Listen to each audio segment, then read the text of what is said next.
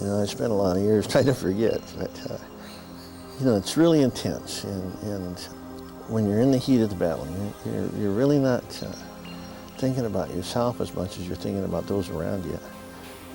And we're covering each other. But I can tell you, when you've gone days without sleep and you're exhausted, you don't think you can go any farther. Your mind remembers all of that and keeps you moving. Hello, my name is Raymond Moses. My Indian name is Tiatmas, which means captain or leader. I served in the Korean War from 1950 to 53. Even though that war is 50 years ago, the war memories are still fresh in my mind. It's that way for many of the Tulalip men and women who have served our country. Memories of war experiences are hard to forget, even though we often want to. There are hundreds of Tulalip Indians who have volunteered to join the Army, Marines, and the Navy. We honor all that have served. Those who were killed in action: Joseph Charles Jr., Walter Moses Jr., who was my brother, Donald Campbell, and Gus Smith Jr. We honor everyone who has served in the military from World War I to today's war on terrorism. On this program, we're talking to Tulalip vets who have seen combat firsthand, and I am one of them. Here are some of our stories. My name's Stan Jones Sr. I was in the U.S. Marine Corps, and I was attached to the tank battalion. I joined in 1944, and I was discharged 1946.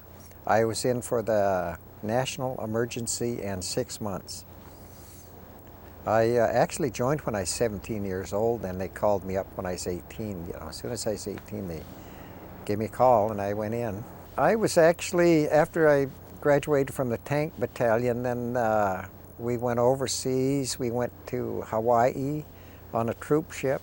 Okay, then I went to Saipan, and then after Saipan, then to Okinawa, Hayashima, then Okinawa, then back to Saipan. That was our major base, was Saipan.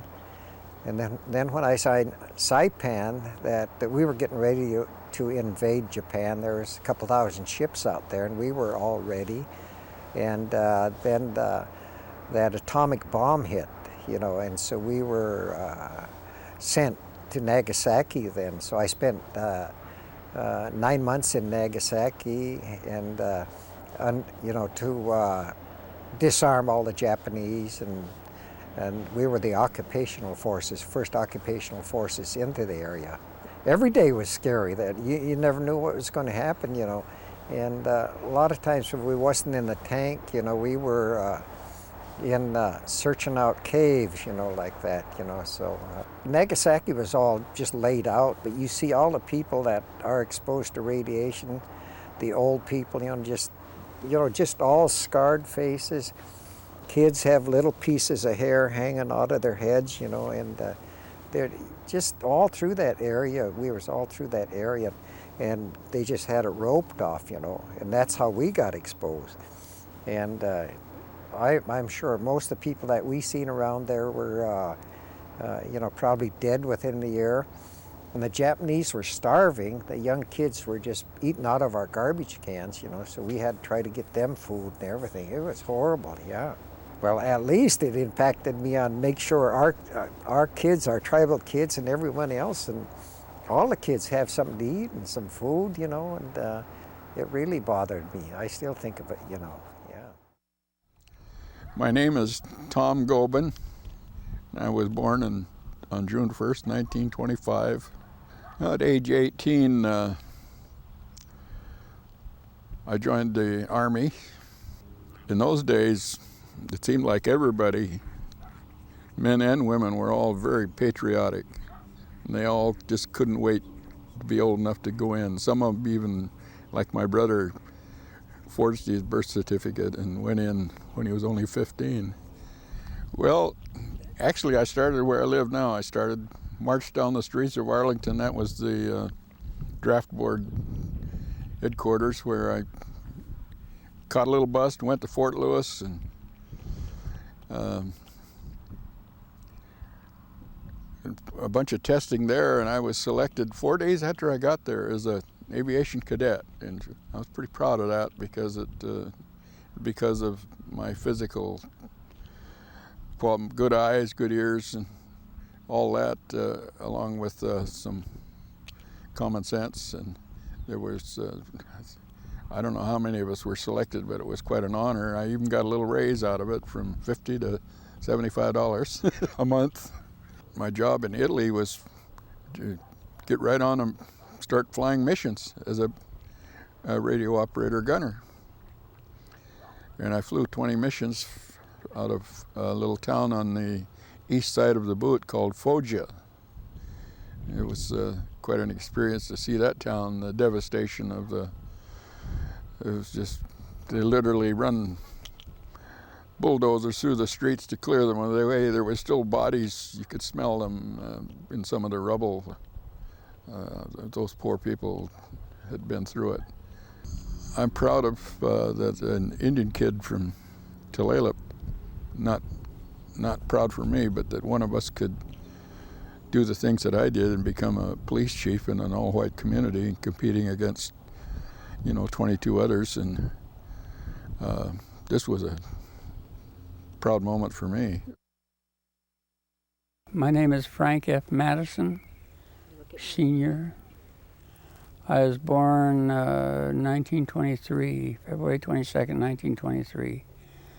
This is on George Washington's birthday, but it's also my mother's birthday. I guess I've been all the way through England into Germany, went all the way past into Nuremberg, where the big German, where he used to have his rallies and all those parades and everything else. I guess the pride goes back like, it's like saying, and with our people long ago, if you were, warriors were separated from the rest, the people were proud of them, and they always respected them a great deal. And when they accomplished something in the wars that they had, well, they come back feeling with this full prideness. And so I'm a real down-to-earth warrior, and this pride comes with me all the time. Even though it's been a long time, I still have it. Oh, so many people don't know that the native people in the United States and most of the reservations, and ours in particular, we have a great deal of people that's been in the service, and each one is in the service they served their time and did their country that good. It's my country. It was my country before, and it still is. Okay, my name is Verl Howard Hatch. I was born November 22nd, 1929.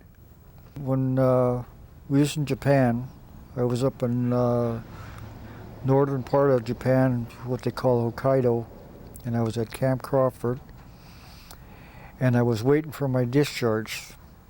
I was just sitting in a Jeep, had the papers in my hand, and some orderly come running out of the officer's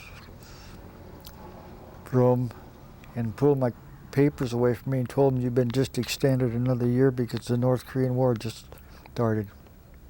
We was in a convoy heading up to the Chosin Reservoir. We had our lights on, and he told us that there was no enemy up there. And about 12:30 at night, we got ambushed by North Koreans. And we had 22 vehicles, and you had 2 men to a vehicle, and only 3 of us survived. Then we were POWs. I got captured by the Chinese the next morning. At Camp 1, I was there for, well, almost 2 years. 2 years and a half at that camp. At first, it was real bad. There was a lot of bed bugs, dirty clothes. We needed shaves and baths, and we were absolutely filthy. And it took about 3 to 4 months when summer come along before we start getting cleaned up and getting sanitary things straightened out. What did they feed you?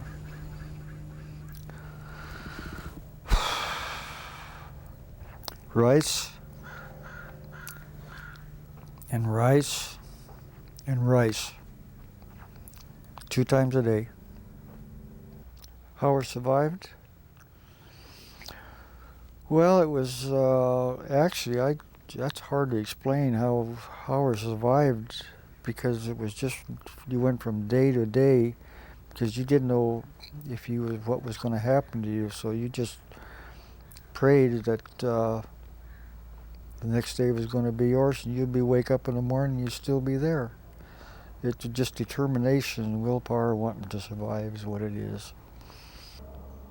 You kind of put it in the back of your mind and try to forget it, but sometimes you wake up at night and you'll be in a cold sweat and your heart will be going real fast.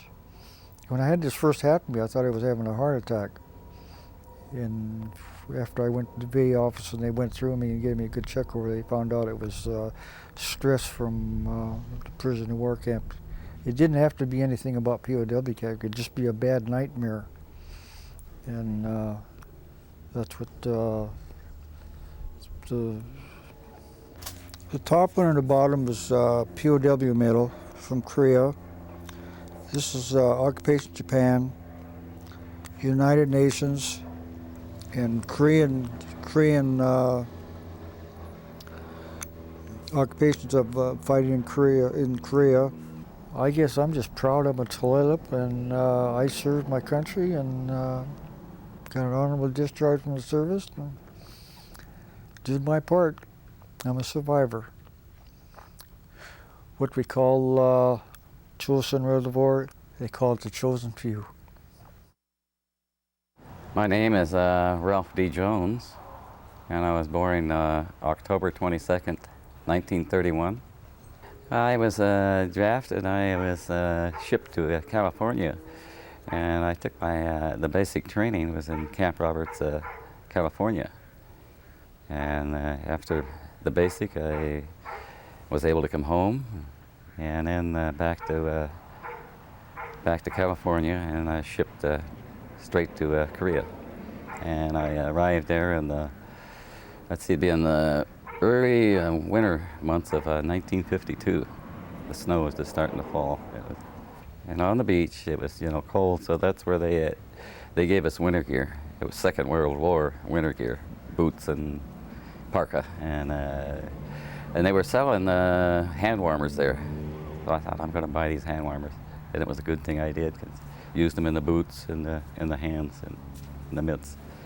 And then we were transported by train forward up towards the front area. And then off the train, we went on trucks. And at that point, our truck was picked for some reason. We had a company of that were soldiers that were killed. And we had to go and gather all the bodies and put them in rows for pickup. So that was my first sight of war. Company of dead soldiers that we had there in every position. Frozen. Yeah. How close did you come from being hit? Oh, so many times. That's hard to say with all the artillery. Some of these engagements, they're on the outposts. And when you go up on an outpost, there's a company, and they'll send anywhere around 1,800 rounds of artillery shells on us in a small area, so that you can imagine what you're going through. Many men are dying or wounded. Ever since I come back from Korea, I think about it today. Why? Why did I come back? There's so many men that have been lost in my company, so many wounded, so many dead, and I never got a scratch. I can't understand it. The only thing I can think, it's that man upstairs. I'm very proud to be a Tulalip veteran. I joined because I thought it was my country. We were more patriotic during those days right after World War II. And I guess it's just our warrior and us Indian people that we go. But I thought mostly this is our country. As I left, and besides there was no jobs here, and it was more, a lot of people during that time, you didn't have to be educated to get in during that time, because there were a lot of, like World War II, just infantry fighting. I left here to Portland on a troop train, and there another troop train joined us there. There were Indian boys from Montana, South Dakota, and other groups, and we were heading to Port Ord, California, Monterey Peninsula. As soon as I got off, prejudice was there. The girls started calling me chief, and all those Indian boys, but we couldn't do nothing because it was that way during my time.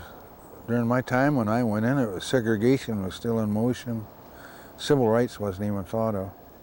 When I went overseas, I didn't know where Korea was, but I soon found out. The Korean Peninsula that was held by the Japanese during World War II. Well, during that time, it was known as a Cold War. We were with Russia right after World War II, and communism was fighting, and democratic people we were fighting for, and that's what was the difference. And that's how come a lot of our people that were drafted in went to Europe, and the rest of us went to Korea to fight communist aggression there. You had very many scary times, and you lost one very close to you. Can you explain? It was my brother, and he just got over there, just first day on the front lines. I found him badly wounded, and I carried him over a trench. There was 19 other guys wounded there, and our last medic in our company. And I heard a big shell coming in. I knew it was going to be close because I hit the ground all at the same time explosion went off. I looked over there where they was, and it killed every one of them, my brother too. And I was so devastated what happened, you know. And out of 230 guys, only 16 of us pulled through. And it sort of devastated me, you know, but my grandmother's words came back to me. She told me, "What are you going to do when a really hard time comes? Are you going to lay down and feel sorry for yourself? No, you must get up, and you have to make your mind strong. You have to move on." My name is Corporal Cyrus H. Williams, United States Marine Corps, 1898-304. I'm chaser number 13, TAD out of Hawaii, HASP, Military Police. A chaser has a sting a little more than an MP. We can go out throughout the world, pick up prisoners, bodies, or arrest anybody. We are called upon to go to trouble spots in the world, especially embassies, or when presidents go down, or prisoners on reservations do not want to leave. We are federal. We go in and bring them out. I was at Pendleton, I'd say almost a year. Hawaii, I was there about 3.5 years. So I was detached to them, but about 1.5 years after I was there, our commanding general dropped by. General Shoup came by to visit us, and after inspecting us, we were wondering why a 4-star general would come and visit us. I have a picture of him inspecting my rifle, which was the old M1. And next night, the alarm went off over my bunk, and we had 15 minutes to be in the air, and we were off to Saigon. We were relieving the embassy in Saigon was under attack. We are troubleshooters, so we were sent over to take all personnel out. There was no Vietnam yet, and we were just called in because the embassy was in trouble and the French were pulling out. So we were there to start Vietnam. November, I hate to think of November. Mr. Kennedy was shot. We got the news, and about a day later I flew off to Washington, where I stood over him for 8 hours. They had a rotating guard. Everybody from different guard companies throughout the world stood over him for 8 hours. Then they shipped me right back to Nam. I thought I was gonna get to stay home. Well, I learned to respect life. I remember when I got home, I went out hunting with well, he wasn't my brother-in-law then, but he became my brother-in-law. I went out hunting deer, and I got the deer in sight, but I couldn't shoot him. I was tired of killing. It's here, Kermit. Oh, we have pork chops today with grapes. Nowadays, I'm traveling and learning with my elders, and I take care of them. With the training from the Marine Corps, taking care of my wounded and the dead, and my prisoners, I learned how to take care of people. So I transferred that over to my senior van driver, and I've been there about 21 years now. So I'm still going. I hope I'll be here for a little while longer. My name is Mel Sheldon. I served with the United States Army. I joined in August of 1969 and served 2 years, 1 year being in Vietnam, and I got out of the service in late October, 1st of November, 1971. I joined the Army in 1969 because I knew that the war was still going on in Vietnam, and it was an opportunity for me as an American, as a young American male and a member of Tulalip tribes, to serve my country and hopefully bring honor to my tribe. Joining the service was a real important part of my life, no doubt. The educational experience and the things that I learned in the service were of utmost importance that would carry me well later in life. For an example, when I went through aviation flight school, it was 9 months long, most intensive training I've ever been through in my life. A lot of times I did not understand why they were making me do things. What was this attention to detail? And it wasn't until later in life that I called up a TAC officer of mine who I asked him, why did I make it through flight school? Or what was your requirements? And he said, attention to detail, because his tour in Vietnam, there was many pilots who crashed, went down, and what they found was if you didn't pay attention to detail, you were going to kill yourself, your co-pilot, your crew, and whoever else was on the helicopter. So they stressed attention to detail throughout the training period, and that served me well when I became a fisherman. Attention to detail. When we went out fishing, if it was a stormy night, I had to make sure the cabin was in order, the engine was in full operating condition, and everything was in working order. So therefore I could, 1, survive the night, 2, catch some fish and get the boat in the morning. In Vietnam, I flew a Scout helicopter, which was a Hughes 500. And basically what we did is we flew on the deck every day. And I put in about 600 hours flying on the deck, day after day after day. When I look back at my tour and the training I received, what helped me get back home alive, so to speak, it was teamwork. Everybody coming together, helping each other. Much today as we live our lives here at Tulalip, it's teamwork that helps us serve our tribal people. Everybody coming together for the common cause. And similar in Vietnam, it was the same thing. Well, my name is Terry Williams, and I served in the Army between 1967 and 1969. Before I left, I achieved a rank of acting sergeant on a gunnery crew in Vietnam. Well, I arrived in Vietnam in Saigon, Tan Son Nhut Air Base, towards the tail end of the Tet Offensive. And Tet was a bad time, and the 199th Light Infantry was there to protect Saigon as well as 100 MPs. And when we arrived, I was assigned to the 82nd Airborne, but by the time we hit the ground, I'd been reassigned to the 199th because they just lost a bunch of people. So I served out the rest of my time in the 199th. We just basically bounced around southern Vietnam through the Delta. We were like more like a SWAT team. The 199th Light Infantry Brigade was the smallest brigade in Vietnam, so they used us for backup support. And so basically, when people were in trouble, we just put our slings from the gun under the helicopter and took off and landed to help. Coming home was not fun. We were in a tough time. The civil rights era, with a lot of problems. It was early on in the Bolt decision. It was, through the Kent State types of activities, protests against the war. So there were a lot of things that were against us.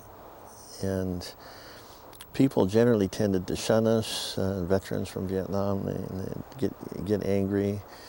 Or worse yet, they'd come up and look us in the face and ask us if we killed people and what it felt like. So we tried to avoid people for a long time. I think it took me about 3 years before I could really get into conversations with people. Well, one of the things that I did was that I just, at one point, decided that I was going downhill, and I knew it. And I knew I had to do something and get a different focus. So I threw myself into work and into school. Just basically worked around the clock for 7 years and came out the other end a little changed.